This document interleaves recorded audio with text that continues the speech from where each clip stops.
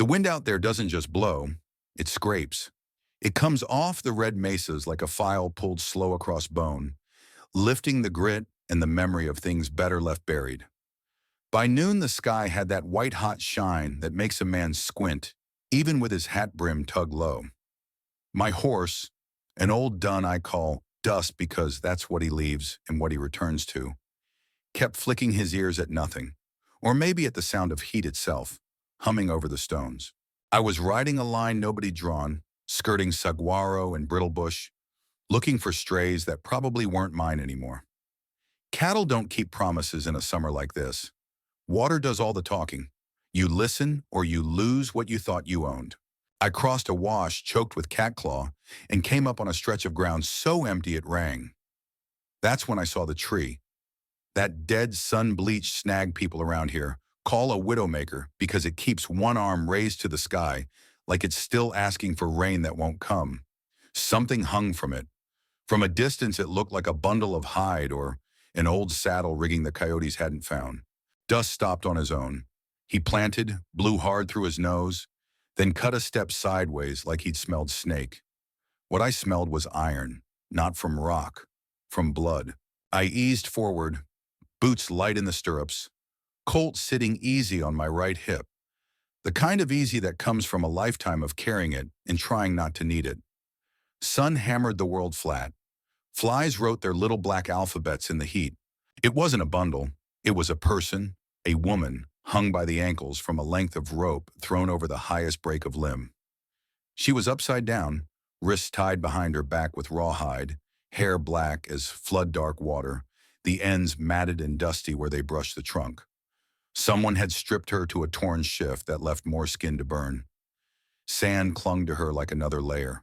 The rope creaked. That was the only sound besides the wind. There was a board jammed into the ground at the tree's base. Someone had burned words into it with a hot iron or a wire heated in a cook fire. This is what happens to a thief of secrets. Secrets. Folks out here think they can own water, land, people, stories. Same ledger, different entries.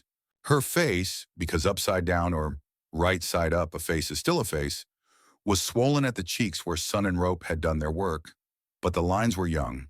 Not a child, not someone who'd had time to turn into old anger yet. The part in me that counts without being asked was already measuring the distance between my hand and my knife and the rope and the ground. Easy, I heard myself say, and there was no one around to think I was a fool for talking to the wind and a stranger. Easy. I swung down. Dust backed, pressing me with his shoulder like he wanted me to remember I was the only fool out here who fed him. I palmed his neck, felt the hot hide tremble, then stepped into the shadow such as it was, cast by that skeletal tree. Her eyes were closed. There was a crust of dust on her lips. I touched the back of my hand to her cheek. Heat everywhere. I pinched the thin edge of her ear between two fingers. Warm, but not the dead kind. I cut the rawhide at her wrist first. Blood came back in a low, angry rush, the color you get when it's been held upside down too long. She flinched, an animal-quick twitch that told me the life in her had knuckles and was still fighting. "Don't kick," I said, and reached up with the knife again. The blade bit the rope. Fibers sang, then parted. She dropped into me heavy and hard. We hit the dirt together, my back, her breath knocking out in a sound I hope I never hear again from a living person. I rolled, set her on her side. The world sees pain and looks away. The code, the kind you don't write down, says you don't. Not if you can help it. Not if you'll be able to look a morning in the eye again. Her ankles were raw meat where the rope had chewed. I cut it clean, then covered them with my bandana, which wasn't much, but it was cotton and shade. And sometimes shade is all a body needs between now and the next minute. I unstrapped my canteen, tipped it slow to the corner of her mouth. "Water," I said. "Sip." She made a sound thin and torn, like a coyote pup that hasn't learned to howl. Then her lips found the tin and drank the way the land does after a storm that doesn't ask permission. I should have pulled it away sooner, but I'd seen thirst take men more mercifully than bullets, and I didn't want that mercy for her. When I did lift it, her eyes opened. The pupils were huge blotches in a brown almost black, that slick, unreadable color you only get in river eddies or horse eyes. She tried to sit up. The desert laughed and put her down again. She didn't look at my face first. She looked at my hands, calloused, cracked, white man's hands, and then at my gun. Then she looked at the board with the burned words and she didn't blink. "Who did this?" I asked, careful with my voice, keeping it low like talking to a skittish mare you don't want bolting. Her mouth moved, then stopped. She shut her teeth like they were the last strong gates she had. Apache women are famous for not giving men what men demand, even when the world does its worst. You can hate that kind of strength, or you can respect it.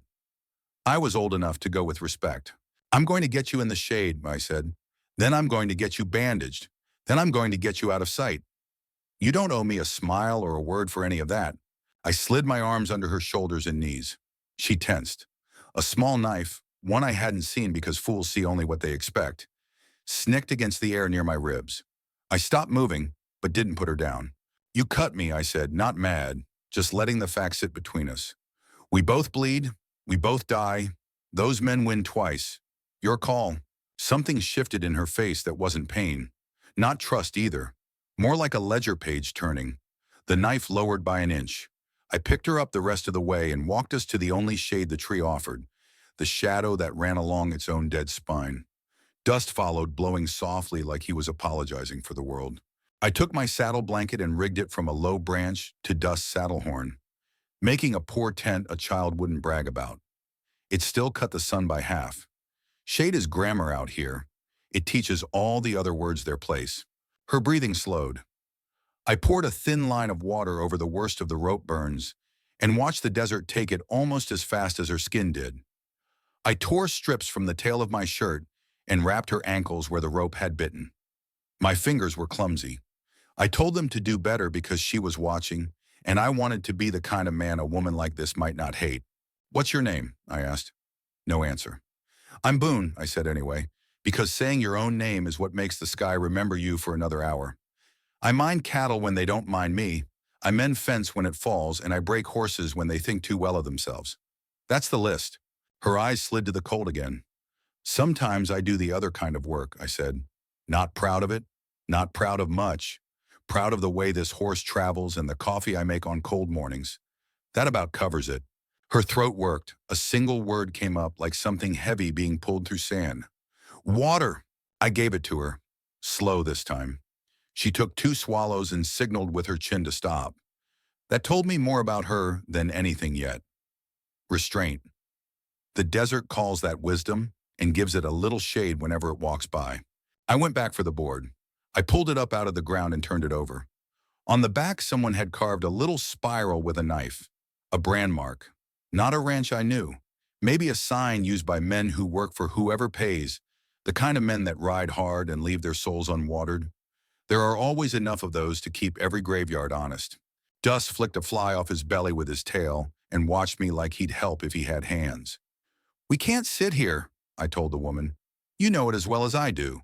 Whoever did this might have done it for the pleasure of it, but I don't figure they're done with you. Folks who hang a body like a warning usually stick around to see if anyone reads the notice."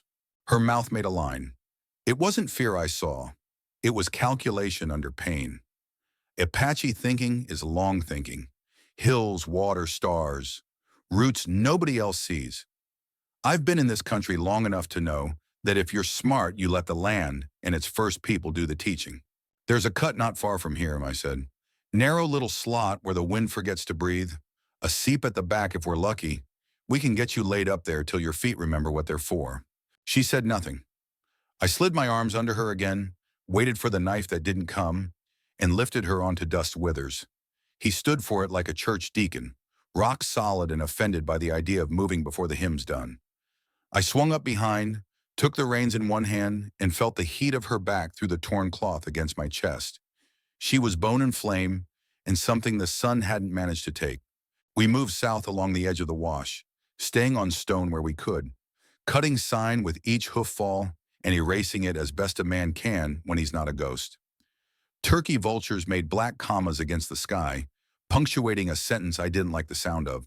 "You going to tell me your name?" I asked, more to lay a gentler sound over the day than to pry an answer loose. She was quiet long enough for the wind to have its say again. Then, Tajia. Tajia. A soft ZH, a clean stop at the end. It rolled in my head like water over round rock. I said it once. Careful. The way you say a prayer, you're not sure the God of this country recognizes. She didn't correct me. That felt like a grace no preacher could sell. We're almost there, I told her, though it wasn't true. Almost is a word men use out here because we're ashamed to say we don't know. The slot cut I was aiming for lay through a stand of cholla and along a shelf that had thrown more than a few deer into busted legs. Dust knows my tells. He lined out like he'd get there, even if I didn't deserve it. Behind us, heat shimmer made a watery lie of distance. If riders came, we wouldn't see them until the mirage peeled back and the day admitted what it was hiding. I kept looking anyway. A man has to earn his fear or it owns him. At the mouth of the slot, I slid down and led dust by the rain. The walls climbed up quick, sandstone and shadow, a good 10 degrees kinder than the open. In the back, where the light turned green from reflected brush, a dark streak had wet the stone. I touched it. Cool. Not enough to brag about, enough to matter. I helped her down. Her feet kissed the earth and hissed. She leaned into the wall and let her forehead rest there a moment, like the rock had a pulse she could borrow. When she straightened, I set my hat on her head. It made no sense in perfect sense. Shade is shade. Pride is for men with time. She looked at me then, proper, like seeing what she'd have to carry if she let me help carry her. I met her eyes and didn't look away. I have lied in my life. I have cut corners and I have cut men. But a look is a ledger, and I wanted mine balanced. You ask why I cut you down, I said. Not sure she had asked and not caring. Here's the only truth I've got handy. A cowboy doesn't leave a soul to cook under that kind of sun. Not outlaw, not stranger, not enemy. You show mercy out here, or this place makes a hole of you and pours you into it. The wind came in from the mouth of the slot, touched the fringe of her hair where it stuck to her jaw, and went on its way. Her mouth loosened, not into a smile. God hates witnesses that hopeful, but into something that might, from a distance, be mistaken for a piece you could build a night's sleep on. Boone, she said, like there was weight in the sound that could be judged and maybe forgiven. That's me, I answered. Then I set about gathering brush for a small fire that wouldn't advertise itself, and I laid my bedroll down so she could sit where the rock was least cruel. When the first thin smoke ribbon climbed into the slot and bent with the air, I listened to it tell the same old story this land tells anyone who cares to hear. You are small, you are stubborn, and if you carry each other, you might make it to morning. The canyon held its own kind of quiet. Not the soft church sort, but the kind that hums under your ribs and waits for you to make the first mistake. The walls rose on both sides, pink and rust, jagged as broken glass. A ribbon of shadow ran between them, just wide enough for a man and a horse. That's where I stopped. Tajia leaned against the rock, half sitting, half slumping, breathing hard. Her wrists and ankles were bandaged with my shirt, her face half hidden under my hat. She looked small that way, like the land could just fold her up and forget her. Dust stood a few feet off, nosing the sand for grass he wasn't going to find. Even the wind had lost its courage to follow us in here. I built a small fire from creosote twigs and mesquite bark. The smoke curled straight up, no wind to steal it. The smell hit deep, sharp, clean, familiar. I poured a bit of water into the tin pot, added a pinch of coffee grounds, and watched it turn black. It was the same thing I'd done every night for years, except now there was someone else breathing in the same air. She watched me like a hawk watches a snake, still unreadable, maybe deciding if I was more trouble than I was worth. You drink coffee? I asked. Her voice came low, scraped thin by thirst and stubbornness. Apache don't drink burned water. I smiled a little. Fair enough, but it's the only kind we've got. I poured her a small cup anyway, let it cool, then set it beside her on a flat stone. She didn't touch it, just sat there with her knees pulled to her chest, eyes tracking the canyon mouth like she was waiting for ghosts. After a while, she said, "You shouldn't have cut me down." I poked the fire, watched the sparks scatter. Maybe not, but I did. They'll come for you now. Wouldn't be the first time. Her eyes flicked to mine, dark, deep, old. You think you understand? You don't. Try me. Silence, the kind that gets heavier the longer it stays. Finally, she said, They hang Apache to make others afraid. But I wasn't the one they wanted. My brother was. The name hung in the air without being said. I waited.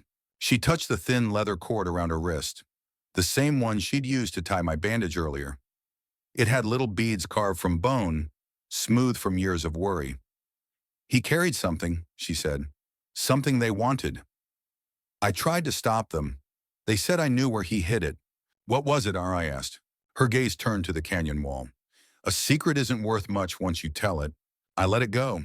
The desert eats the curious first. She leaned her head back against the stone and closed her eyes. The fire painted her face in copper and gold. Even broken and bruised, she looked like she belonged to the land in a way I never would. It wasn't beauty exactly, more like truth, raw and old as dust. I took a sip of the bitter coffee, burned my tongue, and said, I used to ride with men who thought they were doing God's work, chasing people off land they'd already bled for. They said it was justice. But every time I looked back, the ground behind us looked less like justice and more like hell. She opened one eye. And you stopped? I did. Because of guilt? Because I got tired of burying things that didn't need burying. For a moment, I thought I saw something soften in her expression. Then it was gone, replaced by the same hard stillness. The kind forged by too many losses in too little time. The canyon cooled as the sun fell behind the ridges. Shadows stretched long and blue. Coyotes called somewhere far off, their voices chasing the light downhill. I handed her a small piece of jerky. She sniffed it, then took a bite. Tough meat, but she didn't flinch. You got a place you're headed? I asked. Every Apache has a place, she said, but most of us can't go back to it. That's how I feel about towns. She looked at me sideways, curious despite herself. You run from law? Not lately, but law and we don't dance well. Maybe law and truth are not the same. That made me grin. You sound like a preacher. She shook her head, almost smiled. Preachers don't last long in my country. We ate in silence after that. The fire popped, the canyon breathed, and the stars began to show. First one, then a handful, then a flood. Out here, the sky doesn't whisper, it roars. She watched them for a while, then said quietly, Tajia means wind that remembers. My mother gave it to me because she said the wind never forgets a promise. Good name, I said. What does Boone mean? Trouble, mostly. She laughed once, short and dry. You talk too much for a cowboy. Only when there's someone worth talking to. That shut me up. The night worked its way deeper into the canyon, laying its weight over everything. The fire was dying, turning red at the edges. I spread my blanket near the wall, far enough to give her space, but close enough in case anything came sniffing around. You don't share sleep with a stranger unless you trust the way they breathe. I wasn't there yet, but close. Before I lay down, I said, Tomorrow we'll move at first light. There's a waterhole maybe a day's ride west. We can rest there. We? She asked, like the word had splinters in it. I'm not leaving you out here. I didn't ask you to stay. Yeah, I said. That's the thing about decency. It doesn't wait to be asked. She turned her face away. I caught the glint of her knife in the firelight. She kept it close, handle wrapped in cloth, blade short but mean.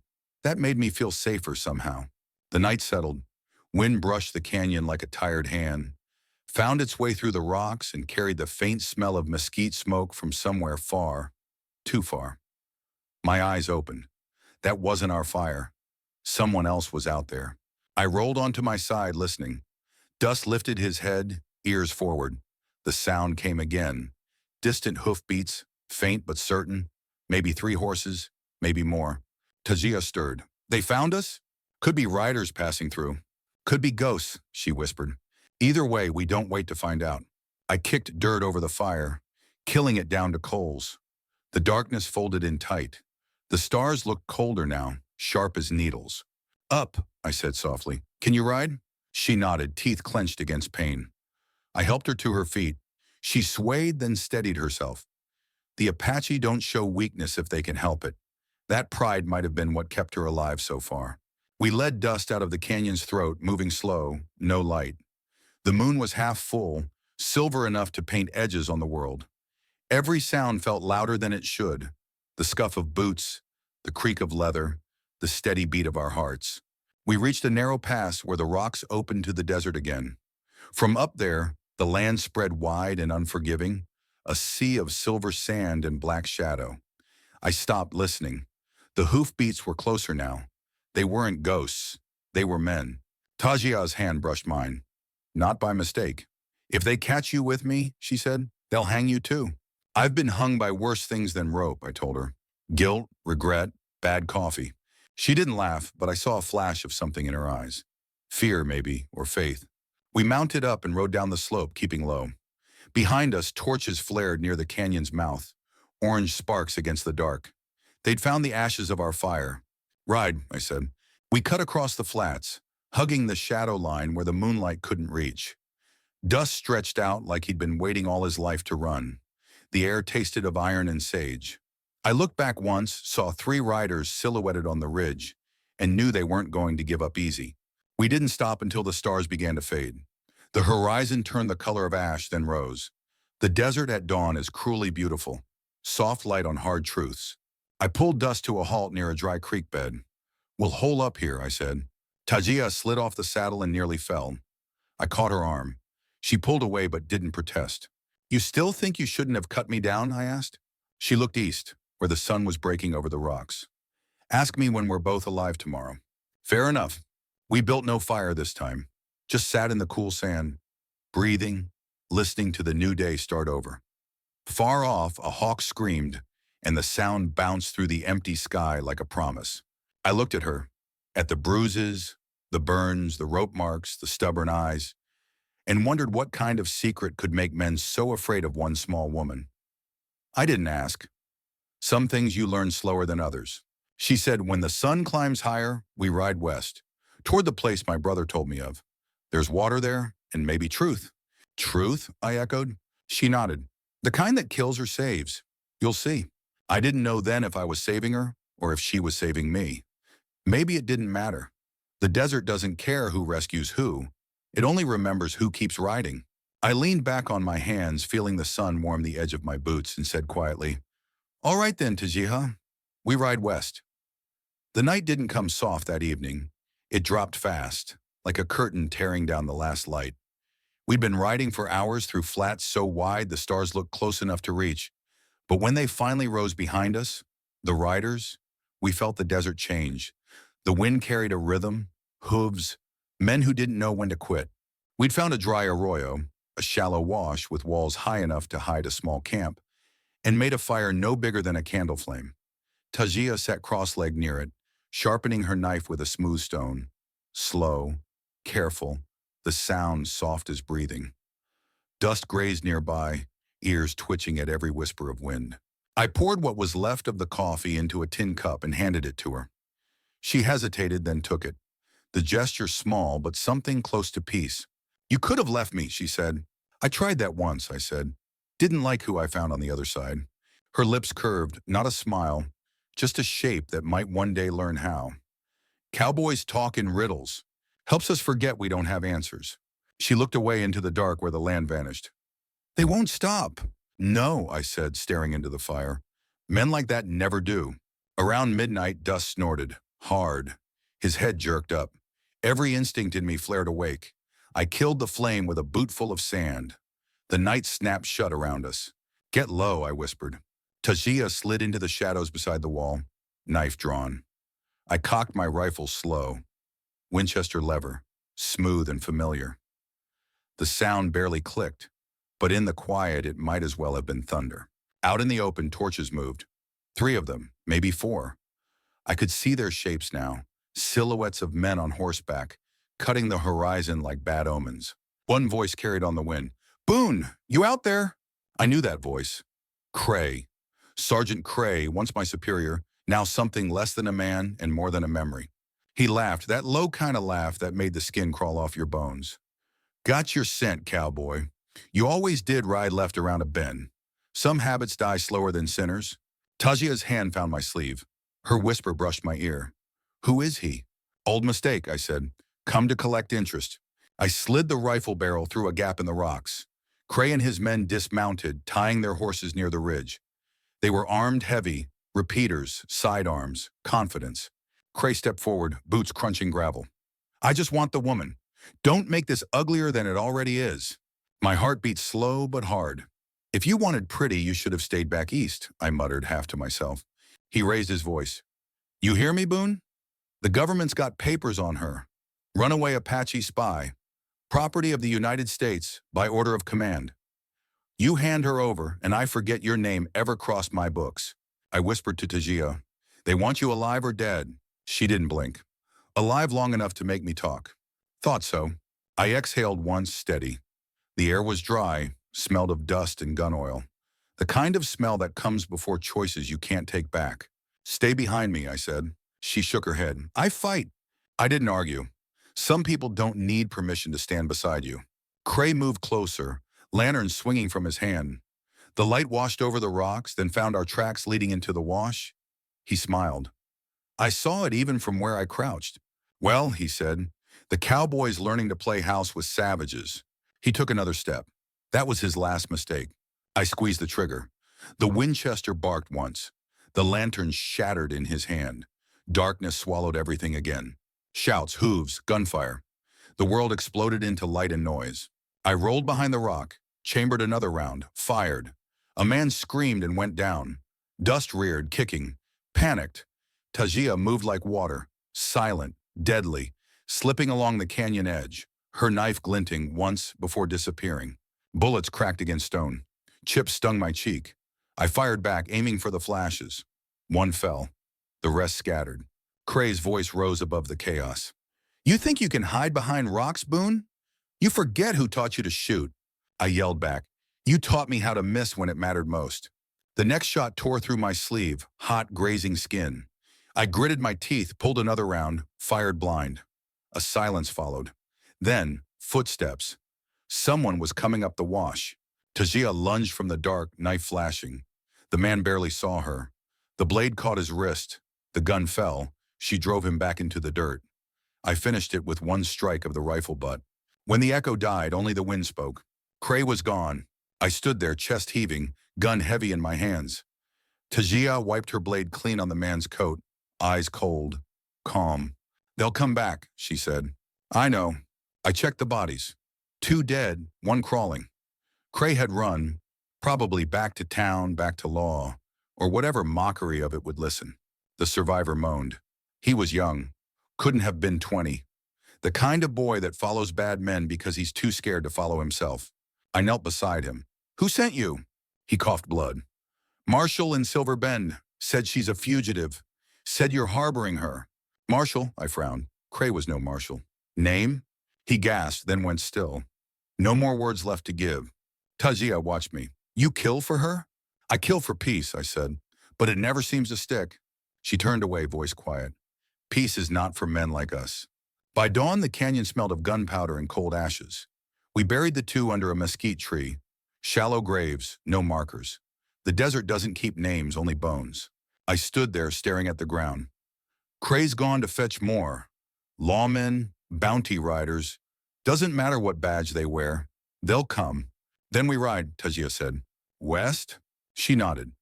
There's a trail along the San Pedro River. It leads to high country. My people used to call it the Path of Rain. Rain sounds good. We packed what little we had. Dust was skittish, still smelling death. The sun was barely up, thin and cold, painting the rocks with the color of old blood. Before we left, Tajia crouched near the graves. She whispered something in Apache. Short, rhythmic. A prayer, maybe. I didn't ask. She stood, brushed the dirt from her hands and said, They won't find peace, but maybe the earth will forgive them. I looked at her. Really looked. The wind caught her hair, lifted it around her face like smoke. She was fire and steel and something softer buried deep, something even the desert couldn't burn away. Let's move, I said. We rode out of the canyon, following the low sun west. Behind us, the world felt heavier, darker. I could feel Cray's shadow stretching across the sand, long as a lifetime. For the first few miles, neither of us spoke. The land did the talking, wind through sagebrush, the creak of leather, dust, steady breathing. Finally, she said, That man, Cray, he was your captain? Once, I said. He gave orders. I followed them, until I saw what following cost. You killed his men. He made them killers first. She studied me a long time. And you think that makes you different? Not better, I said. Just done pretending. The trail narrowed, winding between red cliffs that looked carved by angry gods. Somewhere up there, An eagle screamed. It echoed off the stone, sharp and lonely. Tajia's voice softened. My brother used to say the eagle doesn't fly to escape. It flies to see farther. I smiled a little. He sounds like a man I'd have liked. She looked away. He died with the secret they wanted. Maybe it died with him. Maybe not. What secret? She shook her head. One you wouldn't believe. Try me. Her eyes flicked toward me, steady. The army thinks my people know where the water hides. Deep water, not surface springs. Enough to make towns grow. Enough to make men rich. My brother guarded that map. They killed him for it. And they think you know where it is. She nodded once. I told them the land doesn't belong to anyone. They didn't listen. The truth sat heavy between us. Out here, water means life. Life means power. And power, well, that's a poison the West drinks by the gallon. So that's why they call you a thief of secrets, I said. She met my gaze. You still think you shouldn't have cut me down? I didn't answer. The question had already worked its way into my bones. By afternoon, the heat came back mean and bright. Dust stumbled once, tired. I swung down, walked beside him. Tajia rode silent. Her face was drawn, pale beneath the dirt. I handed her the canteen. She drank slow, then passed it back. Boone, she said, voice barely above the wind. When this ends, you can go back to your life. I laughed once, rough. You think I've got one waiting? She didn't answer. Maybe she knew the truth already. Ahead, the trail curved toward the horizon, where clouds piled like smoke. Maybe rain. Maybe just another mirage. Either way, it was something to chase. Behind us, somewhere beyond the line of sight, Cray would be coming. Not tonight, maybe not tomorrow, but soon. And when he did, there'd be no paper, no law, no prayer left between us and the barrel of his gun. Tajia glanced at me, her eyes fierce, unbroken. You ride with ghosts, cowboy, she said. Maybe, I said, tightening the reins. But ghosts ride quiet. And with that, we pushed west, into the light that bled like fire across the desert, chasing a promise neither of us could name. But both of us were too stubborn to let die. By the time we hit the high mesa, the land had stopped pretending to care. The ground turned hard as hammered iron, the sky a pale lid of heat pressing down on everything still trying to live. Our canteen was nearly empty, Dust's ribs were showing, and I'd started talking to the wind just to hear a voice. Tajia rode ahead, small in the distance but steady, her braid dark against the white sun. I'd seen men half her size crumble under less. Every step she took looked like defiance made flesh. We hadn't spoken much since the canyon fight. Words were like water, best saved for when you truly needed them. The trail sloped downward into a basin streaked with salt. Somewhere out there ran the San Pedro River, or what was left of it. Water's near, she said finally, pointing toward a shimmer on the horizon. Looks like a mirage. All things worth chasing do. That made me smile, though my lips cracked doing it. By late afternoon, we found the river, a thin, muddy vein cutting through the bones of the desert. We knelt in the shallows, letting the mud suck at our boots, and drank straight from the current. It tasted like rust and life. Dust dropped his head in deep, splashing, snorting. I swear I saw him grin. We camped under a stand of cottonwoods, their leaves whispering like old women gossiping about ghosts. Tajia gathered kindling, her movements sharp and sure. The smell of mesquite smoke wrapped around us, sweet and low. When the fire caught, she sat across from me, back straight, eyes glinting with the light. You should leave, she said, same as she'd said it before. And do what? Go back to fixing fences that never stay fixed? Go back to men who look like you, she said, her tone not cruel but tired. Those men stopped looking like me a long time ago. She studied me a moment. Then what keeps you here? I thought about it. About Cray's voice in the dark, the weight of my rifle, the smell of blood and dust. Then I looked at her, the bruises fading, the scar at her temple catching the light like a thin line of silver. I guess I got tired of riding away from things worth staying for, I said. Her gaze softened, just barely. You speak like a man who still wants to be forgiven. Maybe I am, I said. Maybe I'm not sure who from. The silence that followed wasn't cold. It was the kind that builds a bridge between two people without either one saying a word. The next day we followed the river north. The country grew rougher, cut with gullies and arroyos that looked like old scars. Sometimes we'd find bones. Deer, coyote, once a man. Out here, the desert doesn't keep score. Around midday, we found the remains of a camp. Burnt logs, an old saddle, a single boot half buried in sand. The tracks around it were fresh. 3, maybe 4 horses. Crazed men. Tajia crouched, fingertips brushing the dirt. They're close. How close? Closer than we want. We pushed on harder, the sun dragging long shadows behind us. My shoulder ached where the bullet had grazed me. Every bounce in the saddle drove the pain deeper. By dusk, clouds were gathering over the mountains. Thick, bruised things that promised rain or trouble. Maybe both. We found a cave cut into a limestone bluff, wide enough for a horse and 2 tired souls. Inside, the air was cool and smelled of bat guano and earth. I got a small fire going while Tajia tended Dust's legs. Tomorrow, she said, we reach the old ruins. My brother's trail ends there. What happens when it ends? She didn't answer right away. Then we find out if ghosts keep their word. Later that night, lightning split the sky, white veins crawling across black clouds. Thunder rolled over us like a herd of cattle gone wild. Tajia sat by the cave mouth, watching the storm, her profile lit by the flashes. When I was little, she said, my mother told me thunder was the sound of the spirits riding home. Guess there's a lot of them riding tonight. She turned and for once she smiled. Small, quiet, honest. You talk too much, Boone. I've been told. The rain came heavy, drumming on the stone like war drums. I watched it fall just beyond reach. It made the desert smell new again, as if everything cruel had been washed clean for a moment. You ever think about going back? I asked. Back where? Wherever home used to be. Her eyes flicked toward the fire. Apache don't go back. We carry home with us, or we lose it. I nodded. Cowboys do the same. Only difference is, we pretend it's freedom. For a while, neither of us spoke. The fire hissed, the rain sang, and time stretched thin. When dawn broke, the world was washed pale and shining. The rain had filled the gullies, left puddles that mirrored the sky. We rode out, the air cool and sweet, the earth soft under Dust's hooves. After a few miles, the ruins came into view. Stone walls half buried in sand, the skeleton of an old mission from the Spanish days. The roof was gone, the bell tower leaning like a drunk, but it was shelter. Tajia dismounted first, walking among the fallen stones like she was reading a language older than words.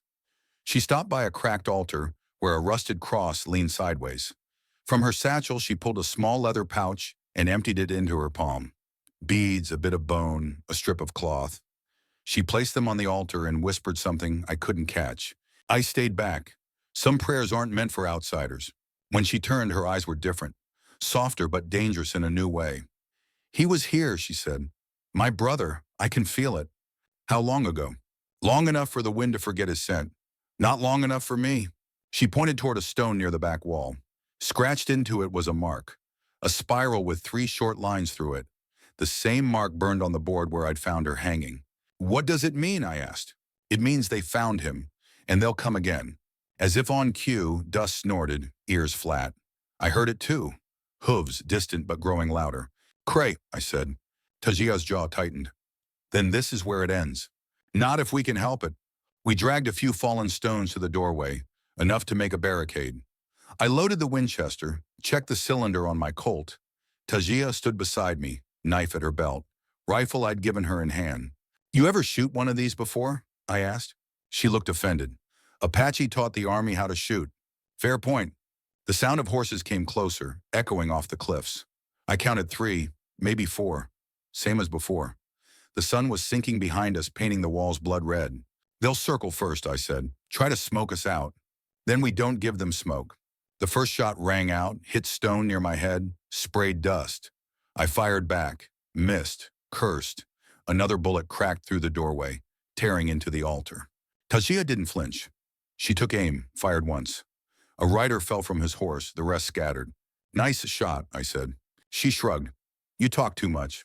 Gunfire kept coming, wild, angry. We ducked low. One bullet tore through my sleeve again, close enough to sting. They won't stop, I said. Neither will we. The shooting paused. Silence, heavy as a held breath. Then Cray's voice from outside. Boone, I see you found religion. Didn't take, I shouted back. He laughed, deep and ugly. Give me the woman, and I'll let you ride out. No shame in living, boy. She ain't yours to give or take. Everything out here belongs to somebody, he said. Land, gold, women. It's all just property waiting for a mark. Tajia stepped forward, voice steady. Then maybe it's time the land took something back. Before I could stop her, she fired. The shot hit Cray's hat clean off his head. The horses screamed, rearing. Dust answered with a wild neigh, stamping the ground like thunder. The fight broke open again. Gunfire shouting, dust flying. One man tried to rush the doorway. I caught him center chest. He dropped hard. Another tried to flank us. Tajia cut him down before he could raise his gun. When the smoke cleared, only silence and the buzz of flies remained. I stepped outside, rifle ready. The desert stretched empty again. Cray was gone, vanished like a bad dream under daylight. Tajia came to stand beside me. He'll come back, she said. I know. But next time, she said, eyes fixed on the horizon, we'll be ready. The wind picked up, carrying the smell of rain and cordite. Somewhere far off, thunder rolled again. I looked at her, at the ruin behind us, at the graves we'd left scattered across the land. Ready or not, I said, we keep riding. She nodded once, the firelight of the dying sun catching in her eyes. Oh, for my brother, she said. For us both, I answered. And as night rose over the desert, we saddled dust and rode west again, into the bruised purple of the storm. Two souls with nothing left to lose, chasing the last light before it disappeared behind the mountains. We rode all night. The storm chased us west across the flats, lightning carving the sky open, thunder rolling over us like an army marching unseen. The land turned slick, clay pulling at dust's hooves. Rain hit in waves, cool and stinging, washing the blood and grit off our faces. For a while it felt like baptism, or maybe forgiveness, if you believe in that kind of thing. By dawn the clouds broke. The desert smelled of wet creosote and new beginnings. Tajia rode ahead, her braid heavy with rain, her shoulders straight, though her eyes looked far, like she was watching ghosts ride just beyond the horizon. We followed the river until the banks rose into hills scattered with yucca and grass. The world was changing, softening. Even the wind had lost its teeth. Is this the place? I asked. She didn't answer right away. Then she pointed toward a low ridge where cottonwoods shimmered green against the washed blue sky. There. My brother said the water sleeps beneath those trees. We climbed slow, the air thick with the sound of dripping branches. When we reached the top, I saw it. A pool fed by a trickle from the rocks, clear as glass, quiet as prayer. The kind of water men would kill to own, and had. Tajia dismounted, knelt by the edge, and pressed her palm into the surface. He found it, she whispered. He died protecting this. I slid off dust, gave the horse a pat, and walked closer. You think Cray knew? She nodded. He always knew. That's why he won't stop. The wind moved through the cottonwoods like someone whispering secrets in an old language. I looked around. No riders, no smoke, just the wide, wet quiet after a storm. For the first time in weeks, we could breathe. You going to keep it hidden? I asked.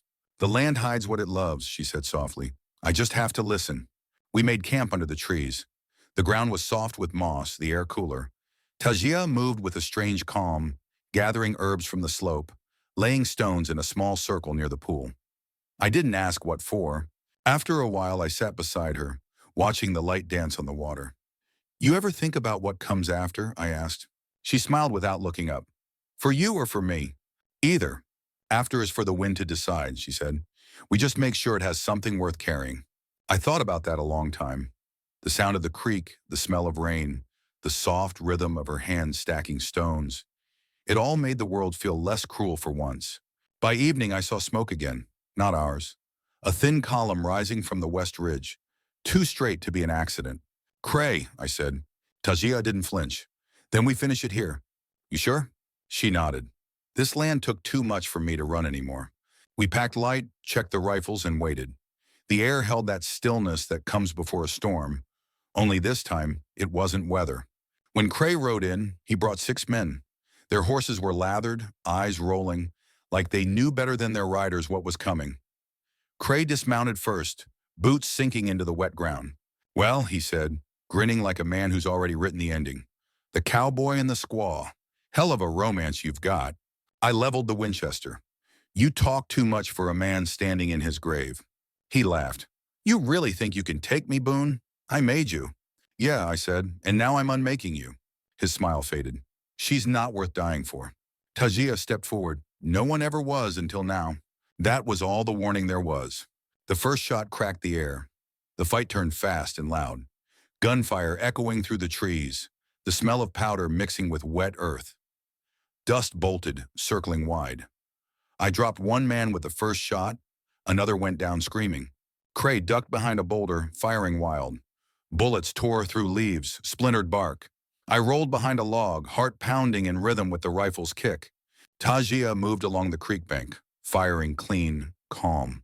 She hit one man square in the chest. He folded without a sound. Another charged her. She drew her knife, fast as thought, and the fight was over before I could reach her. Only Cray was left. He came out from behind the boulder, face twisted, bleeding from the shoulder. You could have been something, Boone. You and me, we had the world in our hands. Funny him, I said, standing. All I ever wanted was to let it go. He raised his gun. I fired first. The shot echoed, sharp and final. Cray staggered, dropped his weapon, and fell to his knees. He looked up at me, rain starting again, streaking his face. You think this makes you a hero? No, I said. It just makes the world quieter. He fell face first into the mud. The rain covered the sound.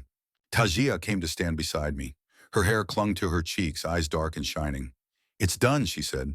Yeah, I whispered, it's done. We buried him near the ridge. Not for mercy, but because the land deserved peace, even if he didn't. When the last stone was set, Tajia stood there a long time, wind tugging at her braid. What now? I asked. She looked toward the pool, where raindrops rippled the surface. Now we live. Days passed soft after that. The rain stayed, filling the low spots, turning the hills green. We built a small shelter near the water. Nothing fancy, just poles, hides, and a roof that leaked when it felt like it. Dust grazed nearby, fat again. Tajia sang while she worked. Songs that sounded like rivers and wind. Words I couldn't understand but didn't need to. I fixed fences that didn't matter and fished in the pool that never ran dry. Sometimes I caught her watching me with a look I couldn't name. Not love exactly. Something quieter. Something truer. One evening I sat by the fire, whittling a piece of cedar. She came over, dropped a small bundle in my lap. Inside was a leather cord with 2 beads and a carved feather. For you, she said, so you don't forget what the wind taught you. I turned it in my hands. And what was that? That a man can change if he wants to. I tied it around my wrist. The beads felt warm, alive. Guess I owe the wind a thank you. She smiled. The wind doesn't take thanks, only stories. Months later, when the rain stopped and the heat came back, we rode out together to check the land. The pool still shimmered beneath the cottonwoods, quiet, hidden. No one had found it. I asked her once, you think your brother's at peace now? She nodded. He's part of the wind. It remembers him. I looked west where the sun melted into the horizon. Maybe it remembers me too. She glanced over, half smiling. If you keep your promise. What promise? To stop running. We built a marker at the pool, a single post with one word carved deep, remember. Not for Cray, not for her brother, for everyone this land had taken, for everyone who tried to make it theirs and failed. When I stood there looking at it, the wind picked up, soft but sure. It moved through the trees, through her hair, through the empty spaces we used to fill with fear. It felt like something bigger than forgiveness, like the world finally breathing again. Now I'll ask you, the one listening out there, wherever you are, do you believe the land keeps our stories? Do you think the wind remembers the good as well as the bad? If you were me, if you found something worth dying for, would you stop running too? Maybe that's all life out here really is. The distance between guilt and grace, between a man and the person he still hopes to be. As for me, I'm done riding from my ghosts. I've found a place where the wind knows my name, where the water still speaks, and where one woman taught me that redemption doesn't come from prayers, it comes from staying. The world's still wide, still wild, still cruel in its beauty. But tonight, as the fire burns low and the wind hums through the cottonwoods, I can finally say it. I'm home. And if the wind carries my story to you, let it remind you of one thing. Even in the harshest places, mercy can still take root, and love, no matter how scarred, still remembers the way back.